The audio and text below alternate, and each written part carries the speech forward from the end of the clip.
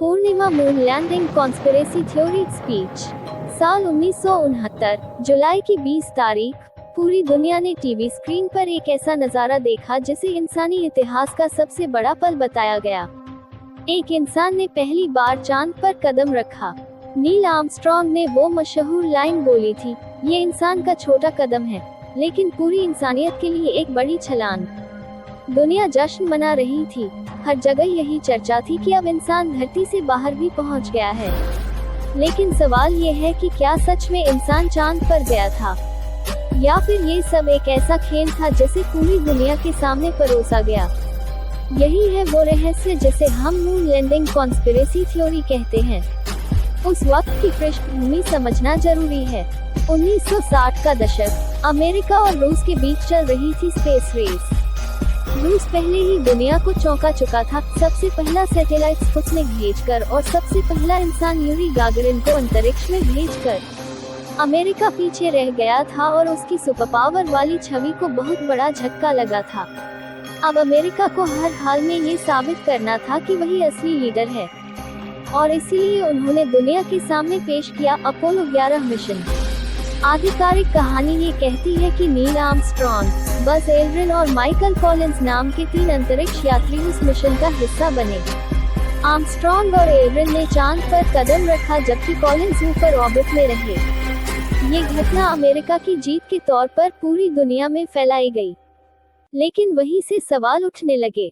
सबसे बड़ा सवाल था चांद पर लहराता हुआ अमेरिकी झंडा।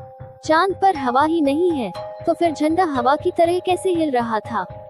नासा का कहना था कि जब झंडा गाड़ा गया तो उसकी रॉड और कपड़े के हिलने से ये मूवमेंट हुआ।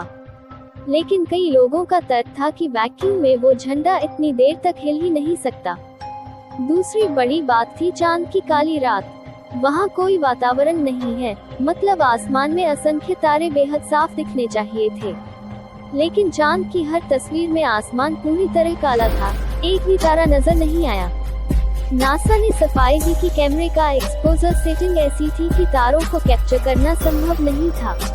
लेकिन सवाल ये उठता है कि जब ये इंसानियत का सबसे बड़ा पल था, तो कैमरों को इस तरह क्यों सेट किया गया कि तारे ही न दिखें? फिर आती है तस्वीरों की बात।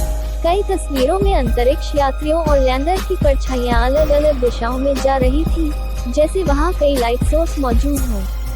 कॉन्स्पिरेसी थ्योरिस्ट्स ने कहा कि ये स्टूडियो लाइट इनका सबूत है। नासा का जवाब था कि चांद की सतह असमान है, इसलिए छायाएं टेढ़ी मेढ़ी दिख सकती हैं। लेकिन ध्यान से देखने पर कुछ छायाएं सचमुच बिल्कुल उल्टी दिशा में जाती हैं। एक और बड़ा सवाल था विकिरण का। धरती के चारों तरफ एक बेहद खतरनाक जोन है जिसे वेनेलियन रेडिएशन बेल्ट कहा जाता है। उस बेल्ट से गुजरते वक्त इंसानों और मशीनों पर घातक असर पड़ सकता है। वैज्ञानिकों का कहना है कि उस समय के स्पेससूट्स उतनी सुरक्षा नहीं दे सकते थे। नासा का कहना था कि उन्होंने बहुत छोटा रास्ता चुना और तेजी से गुजर गए, इसलिए नुकसान नहीं हुआ। लेकिन बहुत से लोग मानते हैं कि 1960 की तकनीक इतनी एडवांस थी ही नहीं कि इतने खतरनाक रेडिएशन से बच सके। और अब आती है कैमरे की बात। 1969 में तकनीक बहुत सीमित थी, फिर भी अपोलो मिशन से जो तस्वीरें और वीडियो मिले वो न सिर्फ साफ सुथरे थे बल्कि परफेक्टली फ्रेम्ड थे। एक एक शॉट किसी फिल्म जैसी क्वालिटी का था।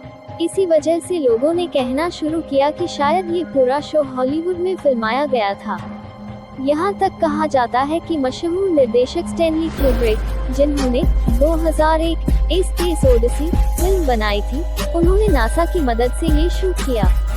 इसके बाद कई लोग सामने आए। नासा के कॉन्ट्रैक्टर रहे बिल केसी ने किताब लिखी, we never went to the moon. उनका दावा था कि नासा के पास उस समय चांद पर जाने की तकनीक थी ही नहीं। और जब से ये किताब आई, तब से मून लैंडिंग पर शक और गहराता गया। नासा की ओर से बार बार जवाब दिए गए। उन्होंने कहा झंडा हवा से नहीं बल्कि अपने ही इनर्शिया से हिल रहा था। उन्होंने कहा तारे एक्सपोजर सेटिंग्स के कारण नहीं दिखे। उन्होंने कहा शैडोज अनइवन सरफेस की वजह से अजीब लग रहे थे। और सबसे बड़ा दावा उन्होंने 2009 में किया जब उन्होंने अपने लूनर रिकॉनेसेंस ऑर्बिटर से चांद पर अपोलो लैंडिंग साइट्स की तस्वीरें जारी की। इन तस्वीरों में फुटप्रिंट्स और लैंडर्स दिखाए गए, लेकिन यहाँ भी सवाल उठे कि ये तस्वीरें भी तो नासा ने ली हैं, तो क्या इन्हें पूरी तरह निष्पक्ष सबूत माना जा सकता है? आज भी सच किसी को पूरी तरह नहीं पता। कुछ कहते हैं कि पहली लैंडिंग नकली थी, सिर्फ रूस को हराने के लिए, और बाद के मिशन असली थे। कुछ कहते हैं कि सारे मिशन ही एक धोखा थे, और कुछ मानते हैं कि सब सच था, लेकिन शक इसलिए पैदा हुआ क्योंकि इंसान का दिमाग इतनी बड़ी उपलब्धि को मानने को तैयार ही नहीं था। असलियत चाहे जो हो, एक बात पक्की है, मून लैंडिंग कॉन्स्पिरेसी थ्योरी ने इंसानों के भीतर एक जिज्ञासा हमेशा के लिए जगा दी है। ये थ्योरी हमें सिखाती है कि हर बड़ी घटना पर सवाल करना जरूरी है। हो सकता है एक दिन पूरी सच्चाई सामने आ जाए, और हो सकता है कि ये राज हमेशा राज ही बना रहे। लेकिन जब तक ये सच दुनिया के सामने नहीं आता, तब तक मून लैंडिंग कॉन्स्पिरेसी थ्योरी इतिहास की सबसे चर्चित और रहस्यमय कहानियों में से एक बनी रहेगी।